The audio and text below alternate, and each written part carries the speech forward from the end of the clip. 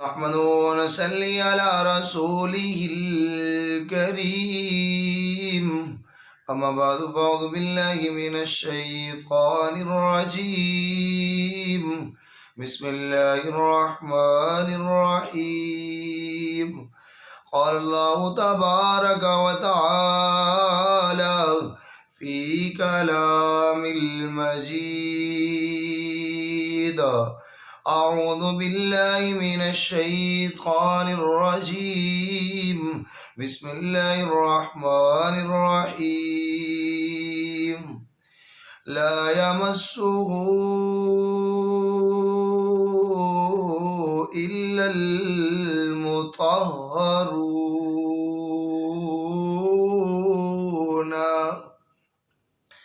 صدق اللہ العظیم۔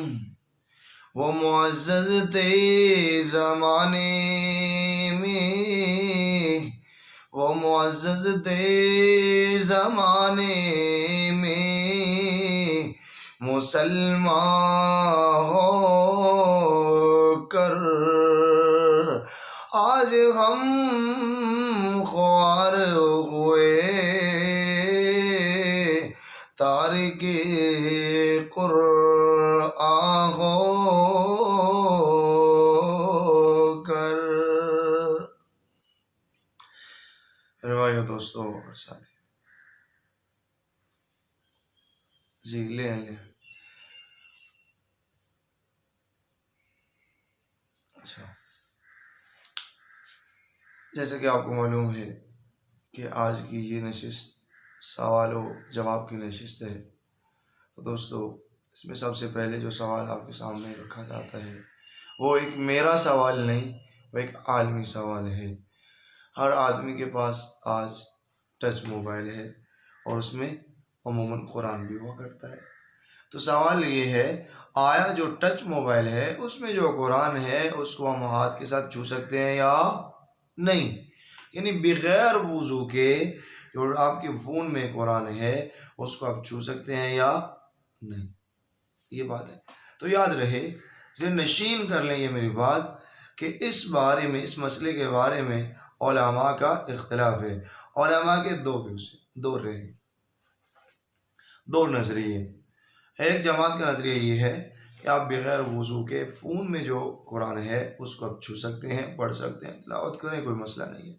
ان کی دلیل یہ ہے کہ اب جب قرآن کو چھوئیں گے تو ڈائریکٹلی آپ قرآن کو نہیں چھو رہے، آپ کا ہاتھ قرآن پہ نہیں لگ رہا، موبائل کی سکرین پہ لگ رہا ہے۔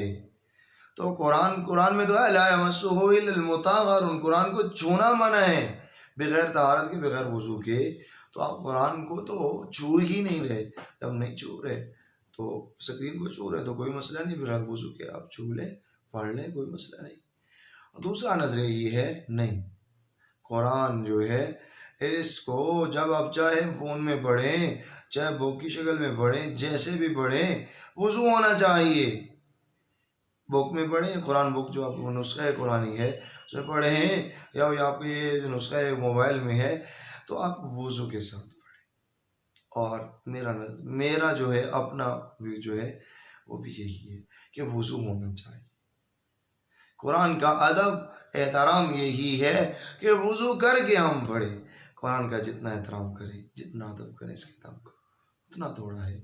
ہاں اگر بہت زیادہ آپ مجبور ہیں، کوئی راستہ نہیں ہے تو چلو کوئی بات نہیں، لیکن یہ ہے کہ ہم یہی رویہ، یہی وتیرہ بنا لیں کہ ہر وقت آپ فون میں قرآن نکالیں، اس طرح آپ کے دل سے قرآن کا احترام نکل جائے گا، اس لیے اس چیز سے بچیں۔ ایک صحابی تھے، جب بھی قرآن پڑھنے کے لیے اٹھاتے تو ان کی زبان پہ یہ جملہ جاری ہو جاتا، ھذا کلام ربی، ھذا کلام ربی، ھذا کلام ربی، یہ تو میرے رب کا کلام ہے، میں اس قابل کہاں کہ اس کی تلاوت کروں۔ بے ہوش ہو جاتے۔